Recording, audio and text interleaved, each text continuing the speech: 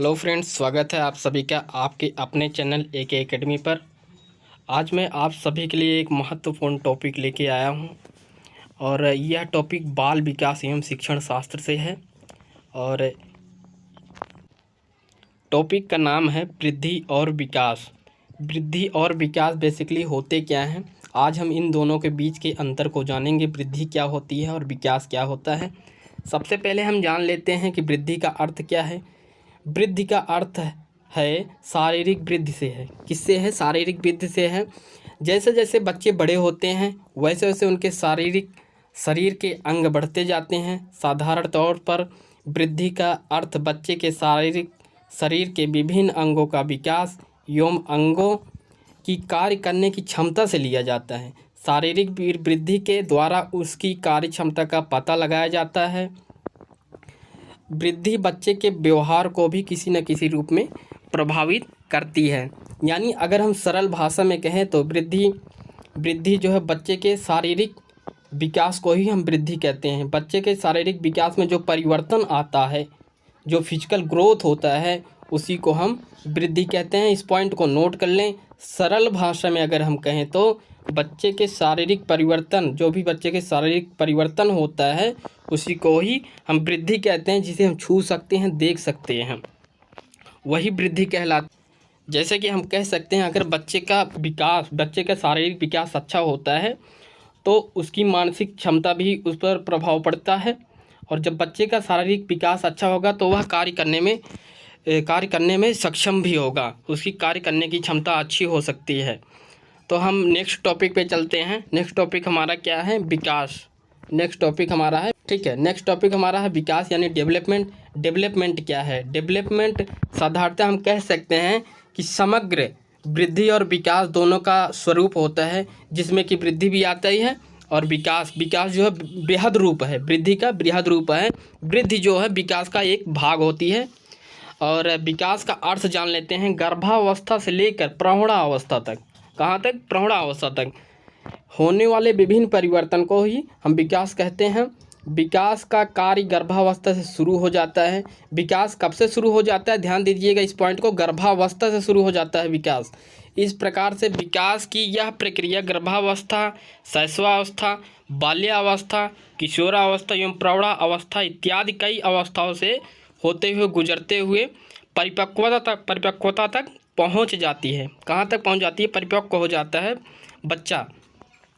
विकास एक परिवर्तनशील प्रक्रिया है। विकास क्या है? परिवर्तनशील प्रक्रिया है। इसमें परिवर्तन होते रहते हैं समय समय पर।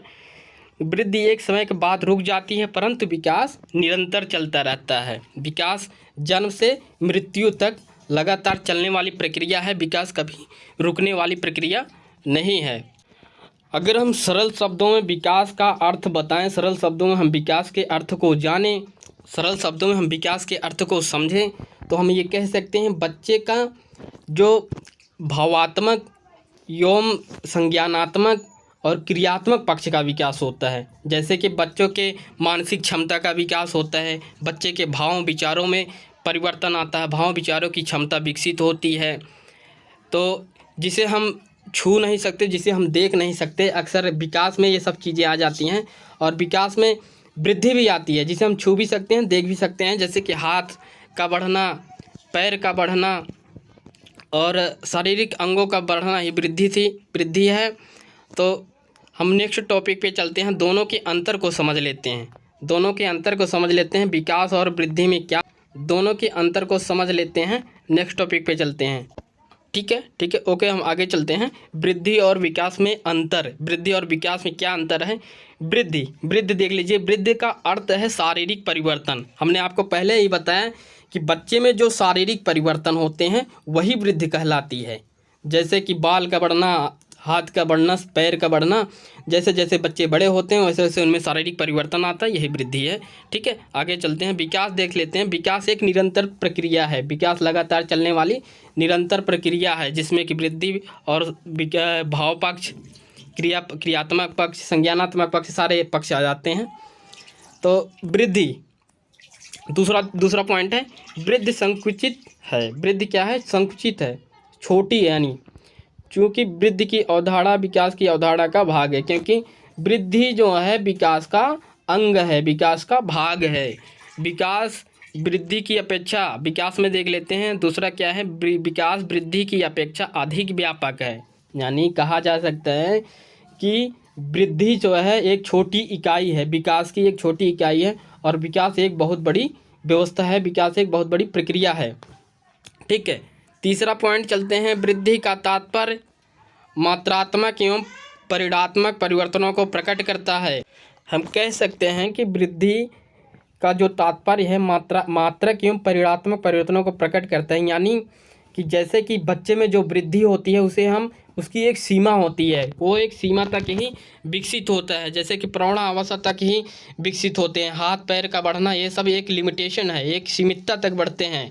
और जो परिमाणात्मक परिवर्तनों को प्रकट करता है, यानी इसमें जो बच्चे का गुण है, जो बच्चे का शारीरिक विकास है, उसको हम माप सकते हैं, माप तोल सकते हैं।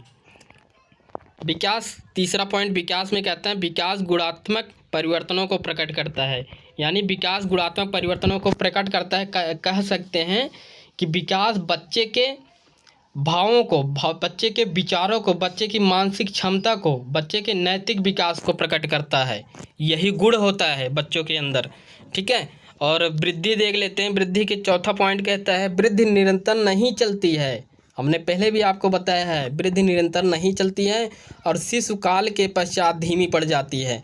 जब शिशुकाल से हम वयस्क अवस्था की तरफ, प्रौढ़ावस्था की तरफ बढ़ते हैं, तब धीरे धीरे वृद्धि जो है कम होती जाती है और विकास की प्रक्रिया निरंतर चलती रहती है। विकास की प्रक्रिया निरंतर चलती रहती है, जन्म से मृत्यु अवस्था तक निरंतर चलती रहती है। ओके, ठीक है। तो वीडियो अच्छी लगी हो तो वीडियो को अधिक से अधिक लाइक करें, सब्सक्राइब करें और शेयर ज़रूर करें। लगातार हमारे चैनल के साथ बने रहें। Thank you watching for video. Thank you.